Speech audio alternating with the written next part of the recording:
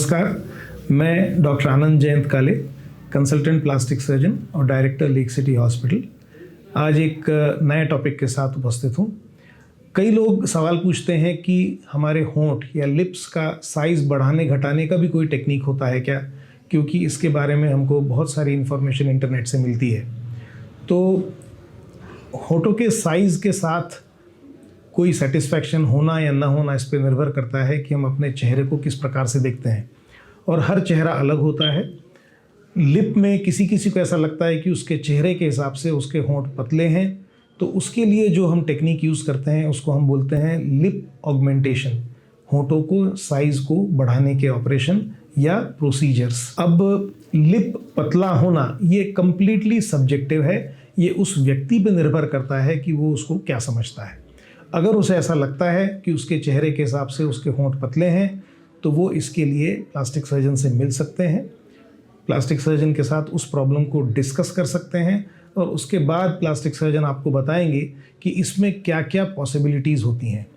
तो जो पॉसिबिलिटीज़ होती हैं लिप ऑगमेंटेशन की, उनमें पहली होती है फिलर, जिसमें सबसे कॉमन फिलर होता है हाइलुरोनिक एसिड फिलर। अब हाइलुरोनिक एसिड फिलर उसकी स्टेइंग कैपेसिटी के हिसाब से कम समय से लेके ज़्यादा समय के बीच में डिवाइडेड होते हैं। कुछ फिलर्स 3 से 6 महीने रहते हैं और कुछ फिलर्स साल भर तक रह सकते हैं, लेकिन 1 साल से आगे तक रहने वाले फिलर्स अवेलेबल नहीं हैं। कभी कभी ऐसी बताया जाता है कि 1.5-2 साल 3 साल तक, लेकिन यूजुअली कोई फिलर 1 साल से आगे वहाँ टिकता नहीं है। सेफ़ होते हैं फिलर्स, ओपीडी प्रोसीजर होता है, इसमें भर्ती होने की आवश्यकता नहीं होती, लेकिन फिलर्स आर कॉस्टली। जो फिलर्स हैं उनमें 1 ml साइज़ फिलर कई बार 6 से 10 हज़ार रुपये के बीच में आता है, और लिप ऑगमेंटेशन के लिए कई बार 2, 3, 4 ml तक हमको फिलर्स की आवश्यकता होती है।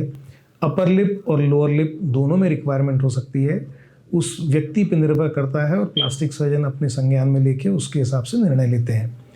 इसके अलावा हम अपने शरीर से भी फिलर्स बना सकते हैं, जैसे कि हम प्लाज्मा जेल फिलर्स हम ब्लड से बनाते हैं और उसको हम इंजेक्ट करते हैं। इनकी भी लाइफ बहुत लंबी नहीं होती, लेकिन कम से कम टेस्टिंग के लिए ये हो जाता है कि फिलर डालने के बाद हमारे होंठ कितने बढ़ गए हैं और वो कितने समय के लिए हैं, और क्या ये बेहतर दिख रहे हैं या नहीं।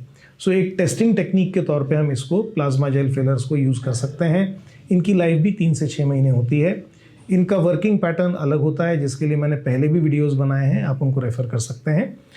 ये हो गए ऐसे फिलर्स जिससे हम टेम्पररी तौर पे लिप के साइज़ को बढ़ा सकते हैं। इसके अलावा ऐसा कोई ऑपरेशन है जिसमें हम परमानेंटली लिप के साइज़ को बढ़ा सकें, तो उसको हम कहते हैं फैट फिल या लाइपोफिल या लिपिड फिल सर्जरी, जिसमें हम फैट ग्राफ्टिंग करते हैं। तो हम ऐसी जगह ढूंढते हैं जहाँ से हमको फैट मिले, त्वचा के नीचे से फैट मिल जाता है। अगर एब्डोमेन सबसे कॉमन डोनर साइट होती है, वहाँ से अगर हमको पेट से चर्बी निकालते आए तो उसको हम लिक्विफाई करके 3 प्रकार से फैट फिलर्स बनाते हैं। एक होता है नैनो फैट, जो सिर्फ लिप रिजुविनेशन करता है, ये वॉल्यूम नहीं बढ़ाता। एक होता है माइक्रो फैट, तो ये micro fat technique lip augmentation के लिए बहुत सूटेबल होती है। तो माइक्रो फैट में एक certain size of fat globule होता है, उसको हम फिल्टर करते हैं और उसको बनाते हैं और उसको हम इंजेक्ट करते हैं। तो ये फैट फिलिंग जो होती है ये रिलेटिवली काफ़ी लंबे समय तक टिकती है। हालांकि जो फैट हम डालते हैं उसमें से 20 से 30% बॉडी एब्जॉर्ब कर लेती है। तो हम इस टेक्निक को रिपीट कर सकते हैं। 1 साल के बाद हम थोड़ा सा फैट ग्राफ्ट और डलवा सकते हैं, और उसके सर्वाइवल को बढ़ाने के लिए हम प्लेटलेट रिच प्लाज्मा के इंजेक्शंस भी लगवा सकते हैं। सो मैंने तीनों टेक्निक्स के बारे में आपको बताया जिसमें हम होंठों के साइज़ को बढ़ा सकते हैं। लेकिन कई लोग ऐसे होते हैं जिनको अपने होंठों के साइज़ के बारे में ये प्रॉब्लम होता है कि ये रिलेटिवली बड़े हैं। तो लिप के साइज़ को घटाने के लिए प्लास्टिक सर्जन से डिस्कस करें, और वो ये समझा सकता है आपको कि उनके हिसाब से साइज़ बिल्कुल ठीक है, किसी तरह से कोई चेंज करने की आवश्यकता नहीं है।